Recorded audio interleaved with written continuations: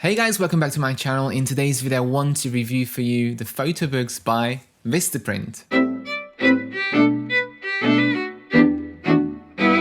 Don't forget to subscribe if you haven't already done so, and make sure to check the notifications bell to never miss a new video. Also, if you like this video, don't forget to give us a like. So, time for another review of a company that I haven't talked about yet. And this time I'm going to show you a company that's not really known for photo books, but mostly for their business, stationery, and other kinds of personalized products. So if you don't know who Vistaprint is, they're a huge corporation that offer hundreds of personalized products, flyers, posters, stickers, letterheads, pens, diaries, photo books, and lots of other gift items like mugs and anything basically you can put your photo onto. Now, when I went onto the website, it was a little bit tricky for me to find the photo books because there's no photo book category when you look at the menu. So obviously you can see that that's not the main focus of the website, but if you go to the Christmas gifts section, there's going to be a photo books tab, and that's how you can access these products. Vistaprint is present all around the world. From my understanding from the website, you can go onto different geographical locations on the website. So there's one for the UK, there's one for the US, and within the UK website, you can get your items shipped to anywhere in Europe, and from the American website you can get them shipped to America and South America. So the point is, wherever you are in the world, you can order things from Vistaprint. You just need to be directed to the appropriate website. Now, of course, we have to talk about photo books. So I'm not going to talk about any of the other products, but if you're interested in more personalized items, go through the website. There's literally hundreds of different options to choose from, and lots of amazing products at a very good price. So I ordered two photo books here, and they're almost completely identical. This is one of the bigger sizes and one of the smaller sizes.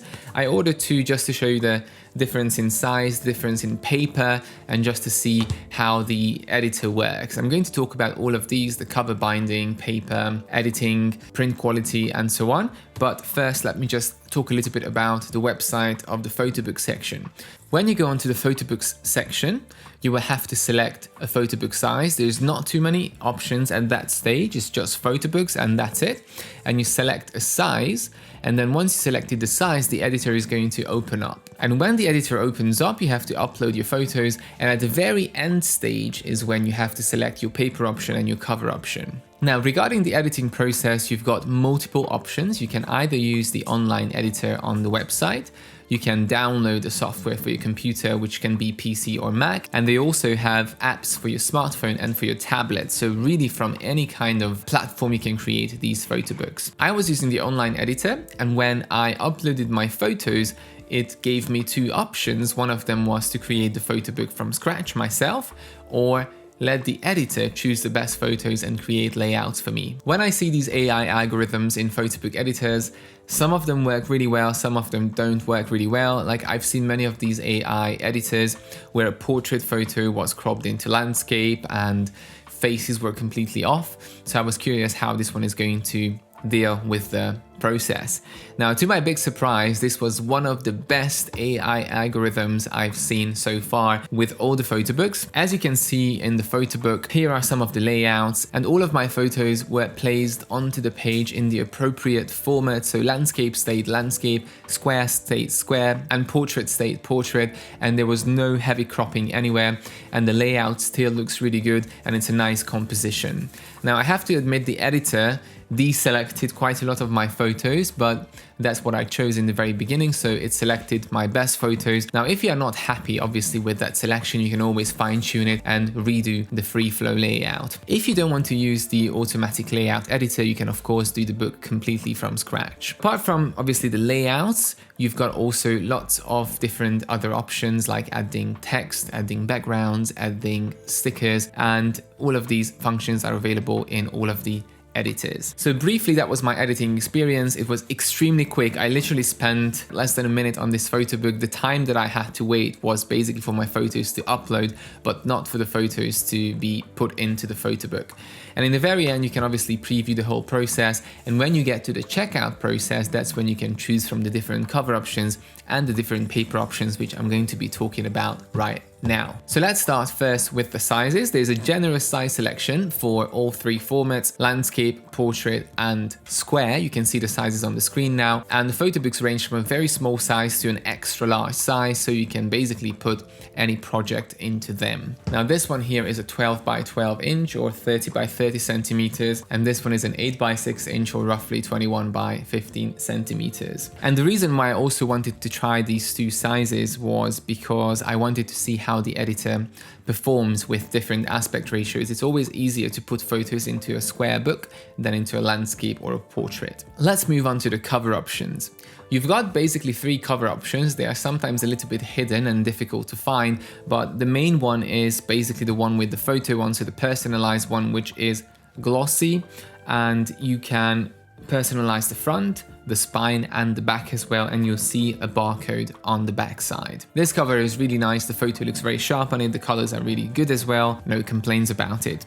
The other two cover options that I don't have here are the leather and linen, which come in a few colors, and they are just blank, and that's really all about the cover options. Let's move on to the binding. Vistaprint doesn't offer any lay flat or flush mount binding at the moment, which is understandable as it's not a photo book company as such. They just make photo books as part of their big personalized range, and all of these photo books are created using a perfect binding method, which means that basically the pages are printed as double-sided sheets, and then they are stuck together, glued together at the spine, so it doesn't open fully flat, but there's not too much getting lost in the gutter. And if you choose one of the designs which has a wide border around the photos, then nothing is going to get lost in the middle. The binding is very strong and sturdy, and it looks nice and neat. And all of these books must have a minimum of 24 pages and a maximum of 120 pages. So not too long.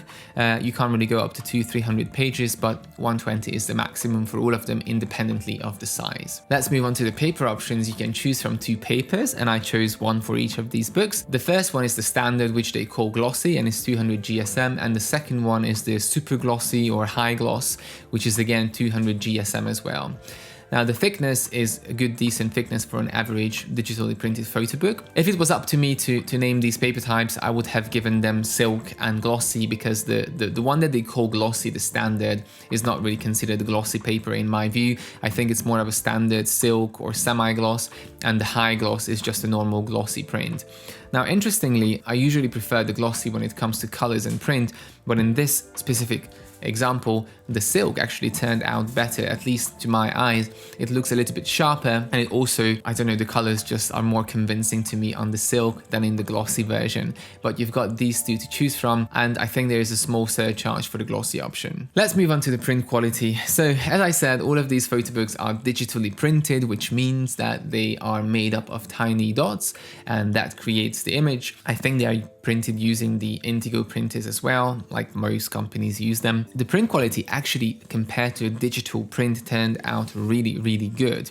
The colors are very nicely balanced. There's nothing really standing out, nothing too blue, nothing too yellow, nothing too oversaturated. The dynamic range is decent enough as well. Now I have to stress here, it's not a photographic print, so you can't compare it to a Silverlight or an inkjet print, but in the category of the digitally printed photo books or press printed photo books, I would put it into the top range because it's one of the best ones. And that surprised me a little bit, because sometimes huge companies that don't really focus on photo books, they use settings which are not really ideal for these kind of projects, but the Vistaprint book turned out really good. The final thing to talk about is the price and delivery. The price of the smallest photo book starts at £5.99 for 24 pages, which I think is a really affordable price.